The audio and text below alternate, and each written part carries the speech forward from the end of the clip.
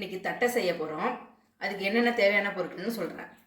அரிசி மாவு, இது சும்மா சாதாரண அரிசியை களைஞ்சி காய போட்டு அரைச்சது தான், பக்குவ போட்ட மாவுலாம் கிடையாது. நீங்கள் வந்து பாக்கெட்டில் மாவு விற்றா கூட அந்த அரிசி மாவு கூட யூஸ் பண்ணிக்கலாம். அரிசி மாவு, தேவையான அளவு உப்பு, பெருங்காயத்தூள், கொஞ்சமாக மிளகு உடச்சி வச்சுருக்கேன், வெறும் மிளகாத்தூள், துவரம்பருப்பு, கடலைப்பருப்பு,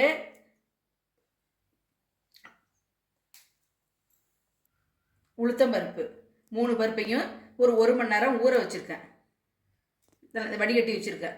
இப்போ எல்லாத்தையும் ஒன்றா போட்டு நம்ம பிசைவோம்.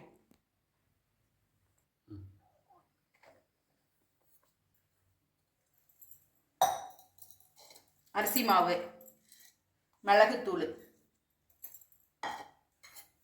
வெறும் மிளகாத்தூள்,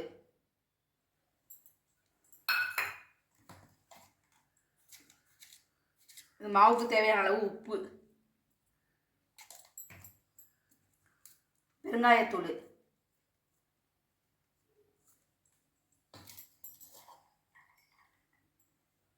பருப்பு,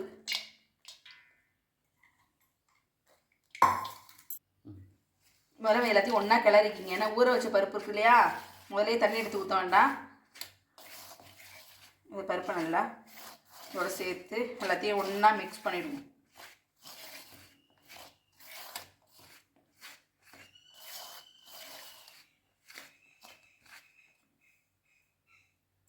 தண்ணி தெளித்து இப்போ செஞ்சுக்கணும்.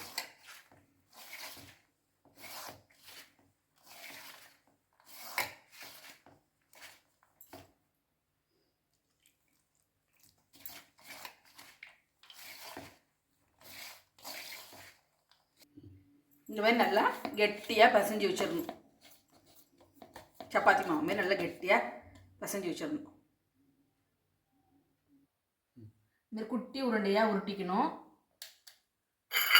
ஒரு பாலிதீன் கவரில் கொஞ்சமாக எண்ணெயை ஸ்ப்ரெட் பண்ணிக்கணும். அந்த உருண்டையை வச்சு கையால் அப்படியே ப்ரெஸ் பண்ணணும், நைஸாக தட்டணும். அப்படியே எண்ணெயை தொட்டுக்கிட்டு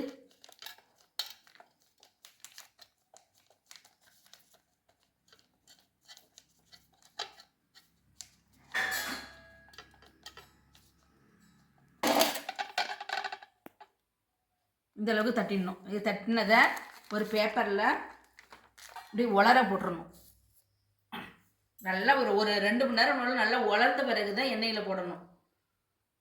இதுமாதிரி தட்டி எல்லாத்தையும் போடணும். போட்டது காமிக்கிறேன். இதேமாரி நல்லா தட்டி ஒரு பேப்பரில் போட்டு நல்லா உலர வைக்கணும். நல்லா 2 மணி நேரம் உலர்ந்ததுக்கப்புறம் எண்ணெயில் போடணும். ஒன்று அது போடும்போது காமிக்கிறேன்.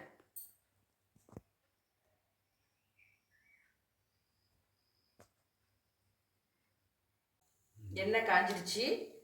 இப்போ நல்லா உலர வச்சதை இதில் போடுவோம். ஒன்றா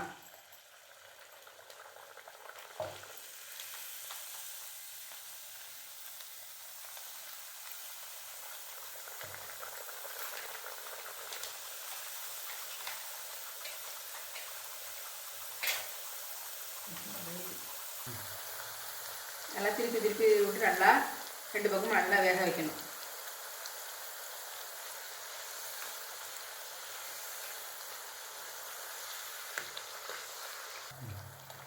இந்த அளவுக்கு வந்து கோல்டன் ப்ரௌனாக வந்ததும் எடுத்துடலாம். நம்ம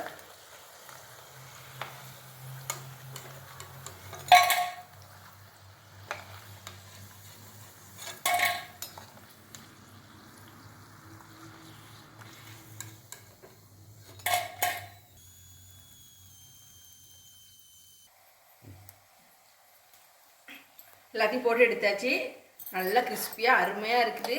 இதேமாரி ஒரு தடவை செஞ்சு பாருங்கள். இந்த கடையிலலாம் வாங்க வேண்டாம், ஈஸியாக நம்மளே வீட்லேயே இந்த தட்டையை செய்யலாம். அவ்வளோ டேஸ்ட்டாக இருக்குது. நீங்களும் இதுமாரி செஞ்சு பாருங்கள்.